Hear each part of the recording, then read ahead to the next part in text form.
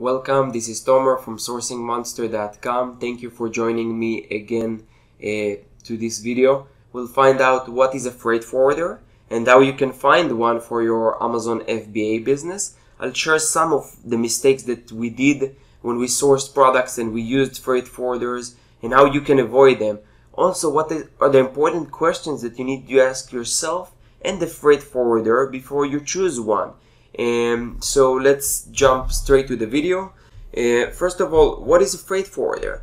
And ask yourself, do you need even one? So first of all, a freight forwarder is a company that specializes in shipping services. That's the only thing that they are doing. So therefore, they are very expert in exporting from the origin country that you're sourcing your product from. In this case, or most of the chances, it will be from China. In my business, the freight forwarder is the most important asset, and I will share in the next few minutes why it's the most important asset. But before I explain about that, I want to share that there are two options of shipping goods. Obviously, most of the times it will be through a freight forwarder, whether that's your supplier for freight forwarder or that's yours freight forwarder. I like always to ship with my freight forwarder that is shipping all of my products and not really choosing the freight forwarder of the supplier, the supplier working with. And the reasons are like that. First of all, there are extra costs. When you ask your supplier for only the product price, you eliminate the other costs that are involved, and they can add to the total product cost or cost of goods. They can make some profit on you on the shipping itself. So that's something that you want to avoid. The second thing, you have less control. When you deal with only one supplier, your freight forwarder, you work with them directly. When you deal or ship through your supplier freight forwarder, your supplier is pretty much the middleman here. So you have no contact directly with the freight forwarder. And in case there are some issues or questions or problems, or if you just want to ask for updates, it's a very complicated process, and it takes more time, and it's not really easy to do that. So you want to eliminate the number of people that are in the middle, and you want obviously to deal directly with the freight forwarder in case there are issues or some routine checks or updates. Take longer to ship with the FF company. Okay, there is some disadvantage with shipping with one freight forwarder, but at the end, when I calculate the cons and pros, I always look, this one is not that important. It takes also less or it takes actually longer time to ship with your freight forwarder comparing to if you decide to choose your supplier freight forwarder. Why? Because the freight forwarder of your supplier, normally it's in the same location, same city, they have a relationship, and they know where this factory is located. They know everything about it, and it's just easy to schedule. They pick up the goods and they ship it. With your freight forwarder, most of the chances that they never picked up goods or shipped with your supplier. So there will be the barrier of them contacting and creating the first relationship, and scheduling everything will take longer. Most of the chances too that they are not in the same location, so they might need to ship the goods to the freight forwarder, and then the freight forwarder will do the export through air shipping or sea shipping.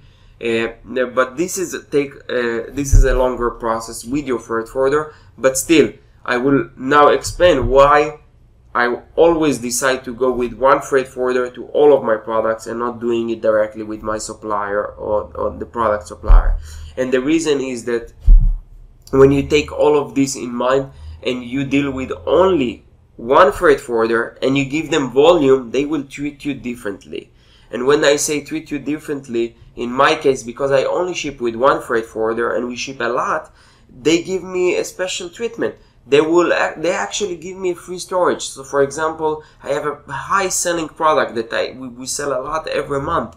And if I sell, for example, I will ship 10,000 boxes or 10,000 units of this product to Amazon, they will charge me a very high storage fees, something that I want to avoid. So what I'll do is I will ship only 5,000 units, and 5,000 units I will keep in my freight forwarder storage or warehouse. and only when I see that I get low in stock, for example, I have only 3,000 or 2,000 units left, I calculate the time that it takes for the sea shipping. I give them the okay to ship my goods. So that's a really big plus that saves me some money. On top of that, which is more important than the storage fees, it's that they will push my shippings faster. They will go beyond and do that, and you know, take the extra mile to help me. And if I'm in trouble or out of stock, they will really try to help me and ship my goods faster. So that's really something that is a very important asset in your business. Also, sometimes I will ask them to send to my photographer, send them a sample. It's all in the same place. I have a relationship. They will take care of me, and I'll take care of them. So that's the way that I like to do business. Obviously, might be other options, but you need to choose the one that works for you. This is something that worked for me great. So that's why I feel comfortable sharing my experience and how I deal with freight forwarders. Okay, where to find the freight forwarder? So I'll share how I found mine and how you can find yours, or get some quotes, or for a couple of them, and based on that get quotes. So first of all, the Facebook groups. Facebook group recommendations. You know, there are tons of Facebook groups that are specialized or supporting Amazon FBA sellers. You can join, I would suggest like 5 to 10, and just post that you're looking for a freight forwarder in China that is reliable, that is trustworthy, that they are really have good rates. And you can, based on, let's say you see 3 people telling you about the same company, maybe it's a good company. So based on that, you want to gather all these contact information, contact them, and see how they are, you know, if they are communicating well. Another option, that's by the way how I find my freight forwarder. If you want my freight forwarder, I will you can leave a comment below and I will share it with you. It is limited because I don't want everyone to work with the same company that I work with. I want them to be to be capable of shipping all my goods and not to be overwhelmed. And the third option is Google search. Google search, just write down, like for example, freight forwarder in China, and you can get a bunch of them. China Freight, Flexport, it's a big company. You can find a ton of them. So that's what I will do. It shouldn't be a big deal finding a couple of contacts and get a couple of quotes. And let's now go through the important things to confirm before choosing a freight forwarder. First of all, make sure they have a business license. It's something that you should ask them. Ask them for a copy. If they are hiding behind it, or they are telling you, oh, we don't have, or no, we don't have it with us, or they are trying to go away with it, that's something that is suspicious. You don't want to deal with a company that holds so much money of your inventory like to people that are not professional. They don't have a business license. Maybe it's a scam, and that's something that is very important. And to be honest, something that I didn't do when I choose the freight forwarder that I am dealing with, but when I did the research for this video, I found out that, you know, it's something that is important to ask. Second thing, make sure you have a telephone number. That's something that I did, but I did only after I had an issue. So it's something that you 100% should do before you choose or ship your first batch of products. Let's say you decide on a company and you feel that they are good, they communicate well with you, their quotes are great, they have business license, and they pretty much all the criteria are met. You want to ask them, what is your telephone number in case I have a problem or I need to contact someone, and call that number. Make sure someone is answering. And why I'm telling you that is because I had an issue, I had a problem. I had a new freight forwarder that I worked with, and for like 10 days they didn't really reply to my messages. I tried calling them, I did everything that I can to contact someone there, and I was super scared that they just run away with my goods, with my units. And it's something that you 100% need to make sure before you deal with them, that you have a number, working number. If you call, someone will answer. Yeah, maybe they will not have a great English, but at least you can have someone that can translate, or you in a broken English talk with them. Ask them if they have insurance for the warehouse in case of damage like flood, earthquake, etc. So yeah, that's something that you want to make sure. On top of, it's something that is related to the business license as well. And the third, or here, the next point would be how long it will take them to pick up your goods from your suppliers. Give them 1-2 suppliers, or if you don't have product yet, find a freight forwarder only after you find your first product. So obviously, do not skip and work on this stage on finding a freight forwarder before you have or decided on the item that you are looking to get. And this will be related to the getting quotes. Tell them, okay, the freight forwarder, for example, or yours located is in Shenzhen, and the product where your suppliers, the factory that they are working on, is in Beijing, for example. So you want to ask them, okay, my item is located in Beijing. From the moment that the items passed inspection and they're ready to be picked up, how long it will take you to have them in your hand? It's a very important question, because if they will tell you like 2 weeks, that's a big no-no. You want to supply a freight forwarder, they will go there and run right away and pick up your goods so you can ship them right away to Amazon. Maybe in your first product it's not that important, but when you're restocking, this is a super important thing. You will usually or normally restock when you're very low on quantity, because obviously you want to have a good cash flow. And so if it will take them 2 weeks, you will lose a lot of time and money. Okay. A plus will be that they will offer you cheap storage. So yes, cheap storage, I talked about it. If they can offer you free or cheap storage at their warehouse if you order large quantities, then it's a plus. Labeling services, some factories, or for example, some in my first product, I forgot to put the FNSQ number or label on the actual product. And the freight forwarder caught it on time, and they offered to do it for us. We paid them like $40 for that, which is a very reasonable price. And they just took all the products out of the cartons and put the labeling. So it's something that you want to ask them, do you offer a labeling service? Also ask them about the warehouse size, because if you only make one product, most of the changes, they will not offer free storage.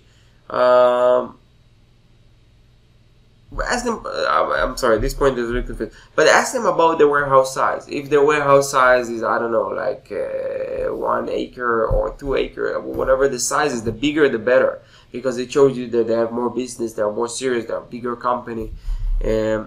Now, at that point, if you only have one product with most stitches, they will not offer free storage. So yeah, in your first product, they will not really offer you free storage, but you know, if you ship a lot of products with them, they will give you free benefits or things to keep you as a customer. They will appreciate your business. More questions to ask them before you choose one.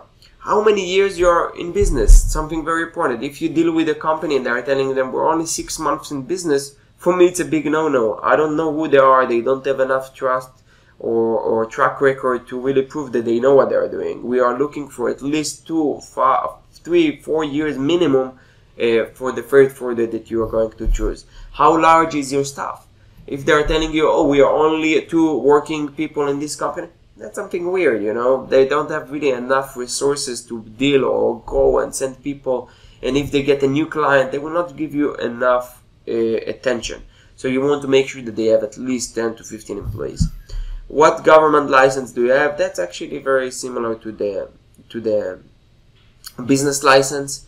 Third thing, what is the price per kilogram for? Okay, so that's when you actually get the quote. So you want to ask as many freight forwarders as possible for this question, so you can choose the best one. The most important thing is obviously what is the price. It goes by price per kilogram or price per pound. Normally it's kilogram in China. And you want to ask them, okay, this is my product, this is the carton size, this is the weight for each carton, and we're going to have 10 cartons. What is the price per kilogram by air shipping? What is the price per kilogram for fast sea shipping? And then for regular sea shipping. Once you have all this data, you can really compare between each freight forwarder. Okay, what is included in the rate? So they can tell you that in this rate, it's not including pickup. I always make sure that the rate that I get, including pickup or shipping to them. Another important thing, maybe at the beginning they will tell you one rate, but after your second or third product, when you are used to work with them, they will change the rates. And that's a big no-no. So you want to ask them, are these rates are going to stay? How frequently you are changing your rates? Another thing that you want to ask is about insurance. I don't normally insure my my shipments because I try to ship small, like 3,000 units max. It's not gonna be like a full two full containers, so my risk is low, so I don't insure. But you want to ask them. Maybe it's cheap and it's worth it. Also, sometimes you have a new product and you ask them, okay, can you give me a quote? And it takes them like 3 days. So it's a very important thing to ask them before how long it will take you to give me a quote for my item. If it's within 24 hours, that's normal. But if it's more than that, it's something that you want to ask yourself whether it's a company that you want to work with or not. Also, about specific items, you want to ask them what would be the tariff costs before shipping, so you know exactly. They will ask you for the, I think it's called HF code. It's a code, specific codes that you have for every category or product, and based on that they can get the tariff costs. And a very, very important thing here, can I track my order? Obviously, if they ship air shipping, you get a tracking number. But if you ship sea shipping or fast sea shipping, there is no tracking number. But there is a little trick. You can get the vessel number. The vessel number, it's basically the number of the ship where you ship your goods with. Obviously, shipping with millions of other products. And if you have the vessel number, you can track it online. You can do like vessel number lookup or tracking, and it's very cool. When I did it at first, I was surprised by the number of vessels that you have all over the world. Like, look at that, like, it's crazy. Look at that. That's the vessels that are all over the world right now. That's really the arteries of the world supply chains, and people don't really realize that. And when you have a vessel number, it can tell you exactly where it is. So if you ship from China to the US, and you know, I don't know if this is China, but this is Africa. I'm confused. So you definitely want to see. Let's say it's in the middle here. You know that it will take a couple of more days. But if you see that it's Syria, it's not shipping, you want to ask them what's going on. So that's a very big plus, and most of the chances they will not really share the vessel number. They're very like strict with that, but some freight forwarders will give it to you. And to summarize this video, let's just go over with the important things. Before you actually choose it, you'll want to consider when you decide on a carrier the following: communication. For me, communication is always the number one thing, whether you deal with suppliers or with freight forwarder or with anyone. You want to make sure that they are responsive, that they want your business, they want to work with you, they'll help you, they're really there with you. So that's a big plus. If you send someone a quote and they only reply after 2 days, or if you ask them a question, they reply after 6 hours, that's for me something that is not really good. I want to be responsive and do things fast. Price. Obviously, price is a big factor. If someone will meet all the criteria that we mentioned, but it's not like their price is super high, like triple the price, obviously you can't really choose them. You will not be competitive enough in selling on Amazon. Other services they offer, like storage, their pickup, they're gonna give you the vessel number. Here they will give you the vessel number. So that are the important things that I will consider when choosing a freight forwarder. And just to add, it's not all about the money or cost per kilogram. It's about the service and the trust, knowing you can focus on the important things and let them care about shipping and that you are in good hands. So for example, if you have good communication and they offer you other services and they offer you this, but the price is a little too over, then I will choose them. Sometimes it's worth paying extra, but knowing that you are in good hands, especially when you ship goods. I hope you got some value from this video. If I missed anything, you can always leave comments down below. Ask me anything. I'm here to help you. Like this video, share it, subscribe, and I hope you got some value. And see you in the upcoming videos. Thank you again for watching.